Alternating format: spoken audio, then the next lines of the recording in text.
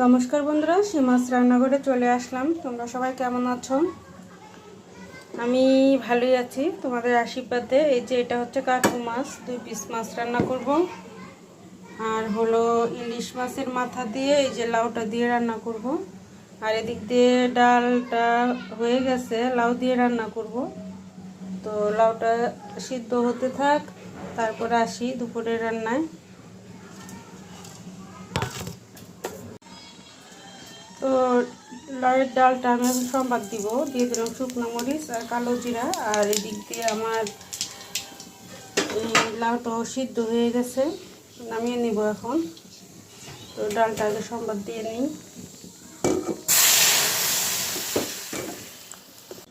তো ডালটা সম্বাদ হয়ে গেছে, এখন একটু ফুটে উঠলে তারপর নামিয়ে নিব ডালটা। আর আমি লাউটা ছেঁকে নিই। তো ডালটা সম্বাদ দিয়ে নিলাম, এখন মাছটা ভেজে নিব। এই যে শুধু বড়ের জন্য মাছ, আমিও খাবো না, আমার ছেলে মেয়েও খাবো না। আর এই যে ইলিশ মাছের মাথা দুটো যেহেতু টুকলাও ওইটুক দিয়ে রান্না করব। তো কাঁচামরিচ নাই, কাঁচামরিচের জন্য আবার ছাদে যেতে হবে, দেখি গাছে আছে কিনা তাও জানি না। তো দেখি লাউয়ের তরকারির মধ্যে কাঁচামরিচ না দিলে ভালো লাগে না। ওই মাছটা ভাজা করতে হতে চলো বন্ধুরা ছাদ থেকে ঘুরে আসি। তো বন্ধুরা ছাদে চলে আসলাম।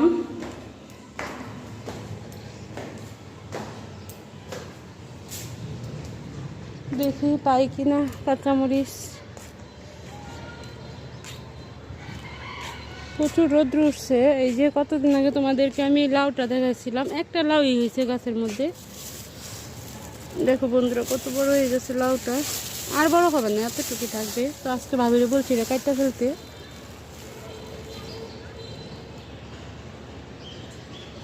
দেখছো কত বড় হয়েছে লাউটা।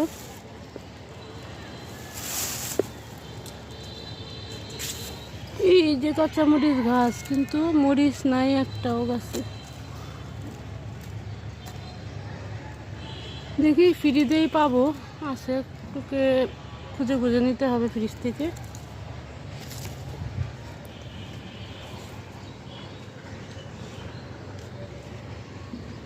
একটা ধনে পাতা নিয়ে যাই।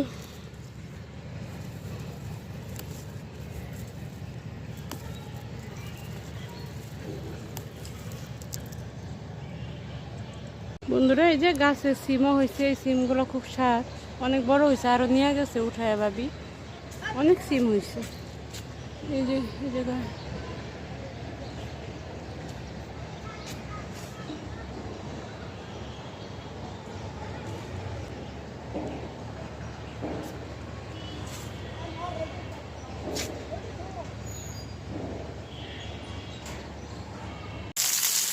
এদিক দিয়ে আমার মাছ ভাজাগুলো হয়ে গেছে। তো ফ্রিজে এসে দেখি কাঁচামরিচ অনেকগুলা, ঘরে না দেখে ছাদে গিয়ে খোঁজা শুরু করে দিলাম মরিচ। আমার ঘরেই মরিচ ছিল, এই কটাই হয়ে যাবে। তো এই চুলাতে আমি মাছ ভুনা দুটা বসিয়ে দিব, আর ওই ফ্রাইপ্যানের মধ্যে আমি লাউটা রান্না করে ফেলবো। দুইটা বেজে গেছে প্রায়, খাবারের জন্য বাসন দেওয়া শুরু করে দিব। বট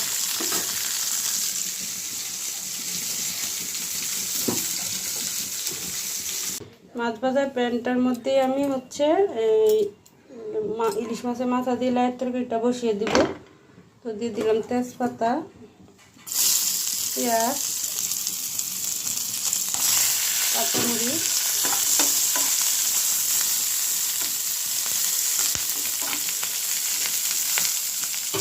আর এদিক দিয়ে মাছটা বসাবো। একটু ভেজা দেবো না, একটু মশলা করতে পারে না।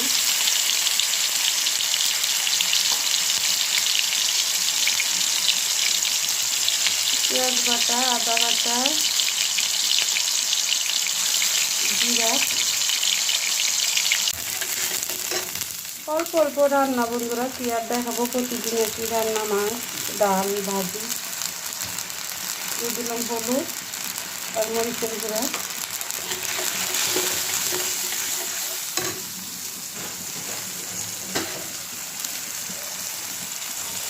লবণ,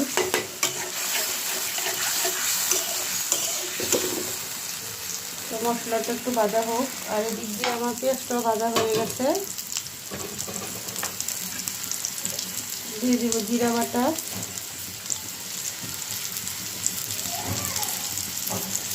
আদা বাটা,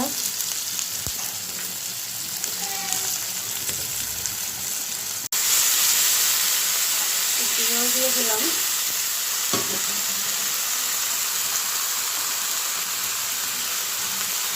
অল্প একটু হলুদের গুঁড়া আর দিব লবণ।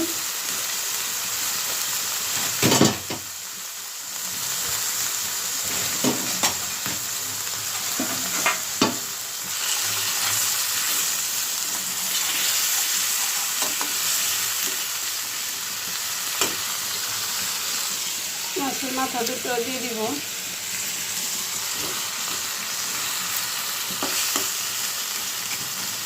মাথাগুলো একটু ভেঙে দিব, পরে লাউ দিলে ভেঙে যাবে মাথাগুলো।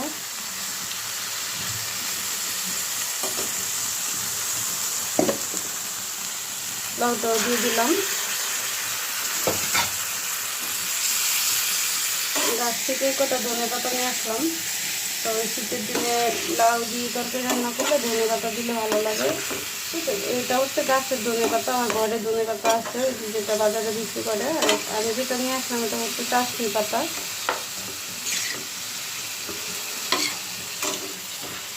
ভালো করে একটু কষিয়ে তারপরে জল দিব, মানে হালকা জল দেবো আর কি। এটা আমি একদম শুকনো রান্না করব। আর এদিকে আমার মশলাটা ভালো করে কষিয়ে তারপরে আমি মাছটা দিব।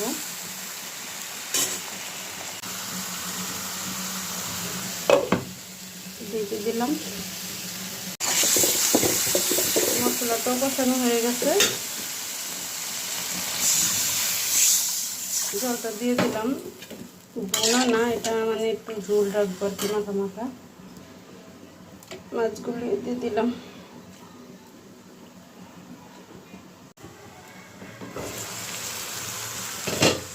আমি আর এর মধ্যে জল দিব না, লাউ থেকে জল উঠছে। তো ওই জলটা দিয়ে আমি ভালো করে কষিয়ে নিব আর কি মাছটা। মাছ লাউ দুটাই কষিয়ে নিব।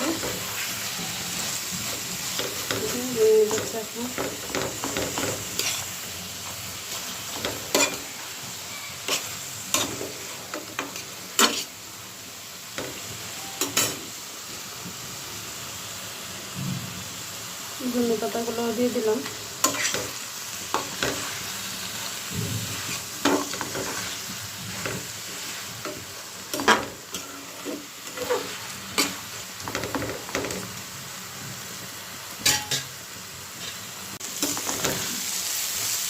বন্ধুরা, আমার এই যে ইলিশ মাছের মাথা দিয়ে লাইয়ের তরকারিটা হয়ে গেছে।